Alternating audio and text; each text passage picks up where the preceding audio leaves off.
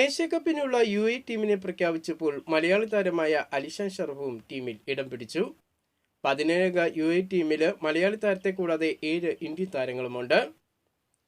Asia കപ്പിനുള്ള Indian ടീമിന്റെ batting open ചെയ്യുന്നത് അഭിഷേക് ശർമ്മയും ശുഭ്മാൻ ഗില്ലുമായിരിക്കുമെന്ന് പുതിയ റിപ്പോർട്ട്.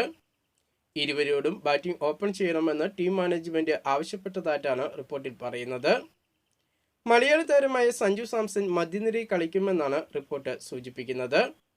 ശുഭ്മാൻ ഗില്ലിന്റെ അഭിഷേക് ശർമ്മയുടെയും ബാറ്റിംഗ് ശൈലി വ്യത്യസ്തമാണെന്നും അഭിഷേക് ശർമ്മ അക്രമ ബാറ്റിംഗ് നടത്തുമ്പോൾ ശാന്തത നിറഞ്ഞ ബാറ്റിംഗാണ് ഗിൽ നടത്തുന്നതെന്നും അത് ടീമിന് ഗുണം ചെയ്യുമെന്നാണ് ടീം മാനേജ്മെന്റ് വിലയിരുത്തിയിരിക്കുന്നത്.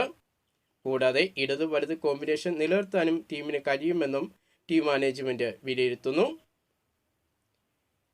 വനിതാ ഏകദിന ലോകകപ്പ് ആരംഭിക്കും മുമ്പ് തന്നെ ഇന്ത്യൻ ടീമിന് വൻ തിരിച്ചടി. ഇന്ത്യൻ ടീമിന്റെ വിക്കറ്റ് കീപ്പർ ബാറ്ററായ യാസ്തിക ഫട്ടേയ്ക്ക് പരിക്ക് പറ്റിയിരിക്കുകയാണ്. താരത്തിന് പകരമായിട്ട് ഉമ ഛേത്രിയെ BCCI ടീമിൽ ഉൾപ്പെടുത്തിയിട്ടുണ്ട്. പരിശീലനത്തിനിടയിലായിരുന്നു താരത്തിന്റെ കാൽമുട്ടിന് പരിക്ക് പറ്റിയത്. കൂടുതൽ ക്രിക്കറ്റ് വാർത്തകളും വിശേഷങ്ങളുമായിട്ട് നമുക്കിനി അടുത്ത വീഡിയോയിൽ കാണാം.